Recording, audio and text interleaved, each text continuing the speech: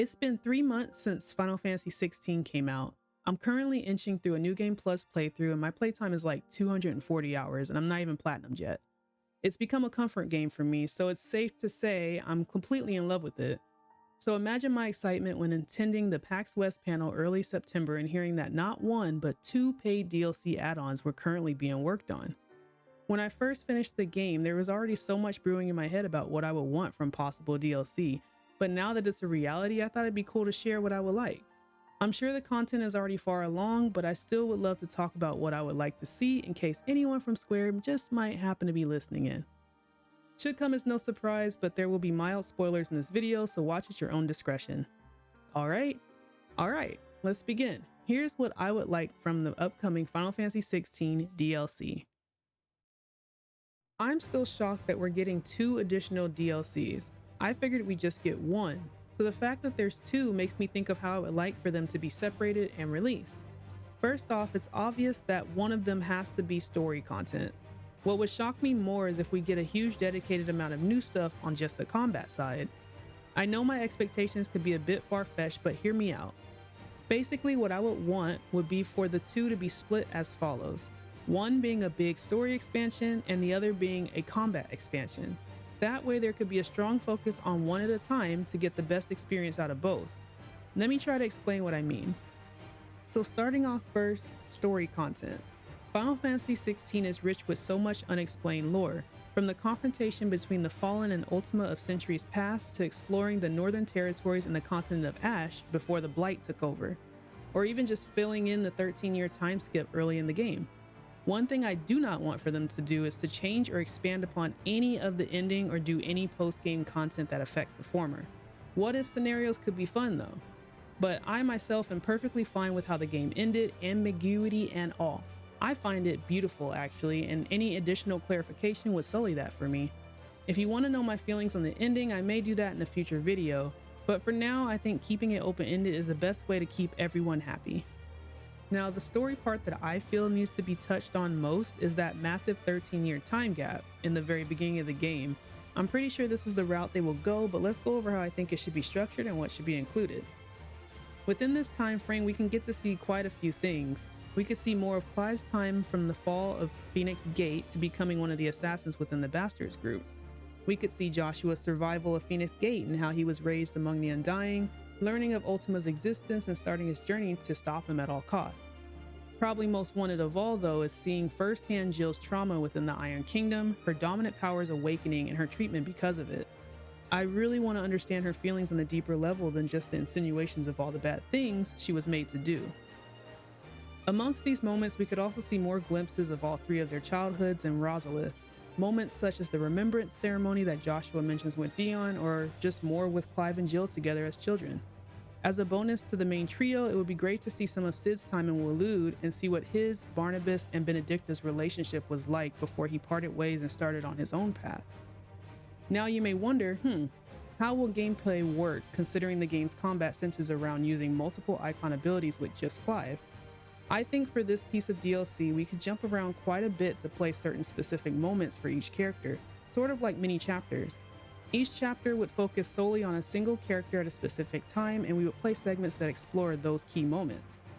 I think each of them, Clive, Jill, Joshua, and Cid, could all be playable at some point. And since this in my mind would be purely story-focused DLC, it would make sense to have some limited gameplay as each, just to force the narrative along in a structured manner. Clive wouldn't have any powers besides his limited Phoenix abilities, Jill would only have control of Shiva after a certain point, and Joshua may have to learn how to better control Phoenix and develop his skills amongst the Undying. And well, if we do get a chance to play as Cid, he would already be a fully fledged dominant and would have a whole bunch of abilities anyway. For me, this would be the most exciting and preferred way to do a story expansion, keeps everything focused while filling in some gaps and gives us a chance to control and explore other characters. As far as the story goes, there's still more that can be used. They can go in a completely different direction and even introduce us to all new characters from the past in the days of the Fallen, or have us learn about the mysterious disappearance of Leviathan the Lost. Or maybe that's directly tied to the Fallen. Who knows? We could be getting anything, and that makes me so excited. So that's how I would kind of like there to be a big story expansion. Now let's move on to what I would like if they did a gameplay expansion.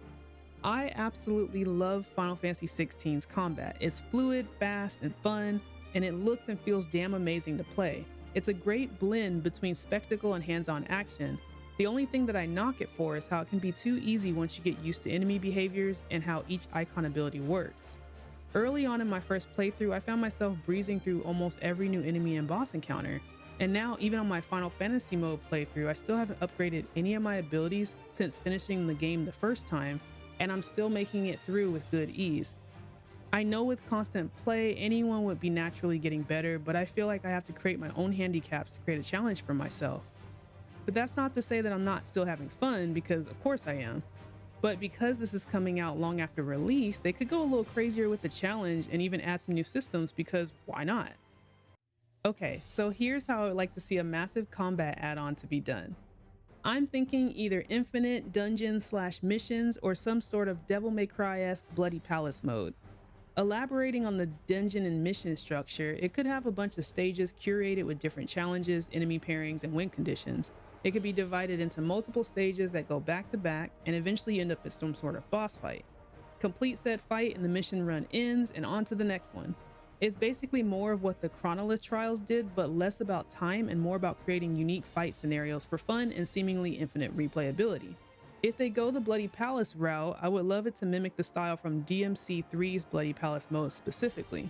In DMC3's BP mode, you fought through multiple enemy groups, and upon completing a stage, you chose a portal that would jump you X number of levels and either provide a new stage of enemies to fight against or replay a boss fight from early in the game.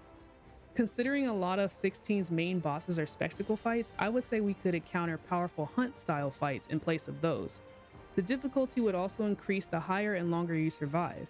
It's my favorite of the Bloody Palace modes to this day because it provides a great challenge and feels fresh on repeat runs.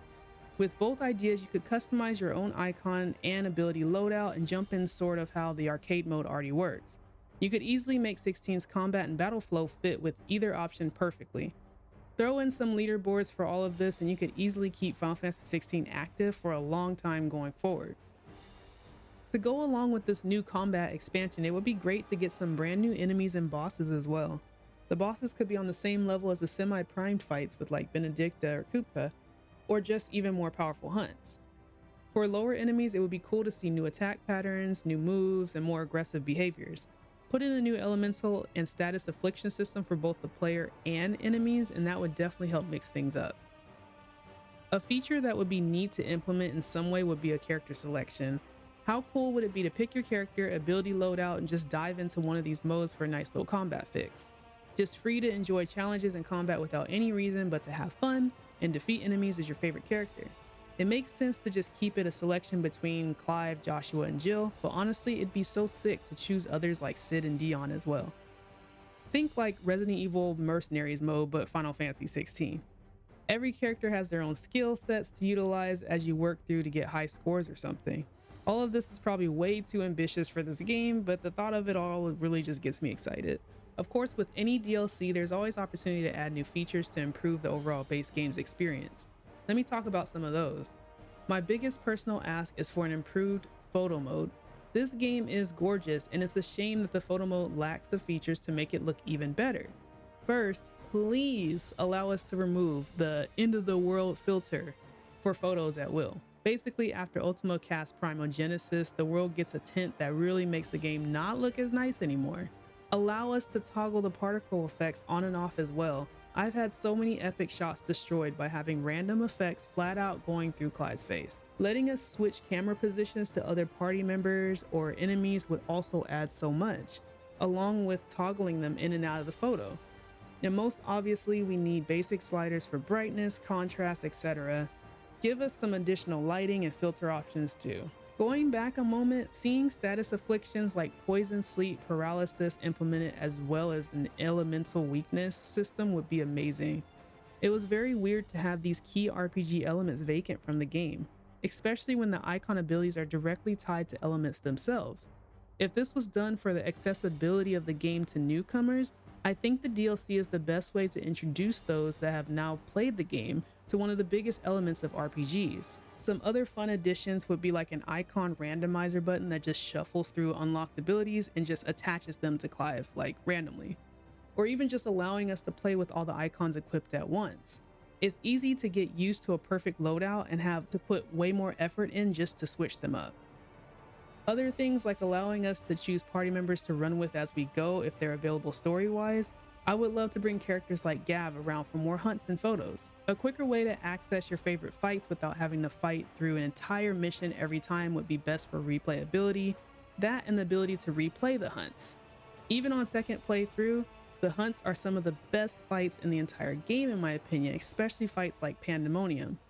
Matter of fact, just give us new hunts. We would love them. Adding a cutscene viewer and more outfits to change into would also make me super happy.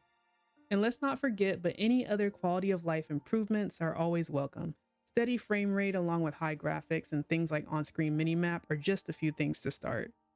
So yeah, I'm beyond ecstatic that 16 is getting 2 DLCs in the future. No matter what they do, I'm sure I'll be all over it. And even if none of the things I mentioned are part of it, I'll be still diving back in regardless. I freaking love this game. I just hope that we can see something very substantial added since both of these are to be paid add-ons to the game.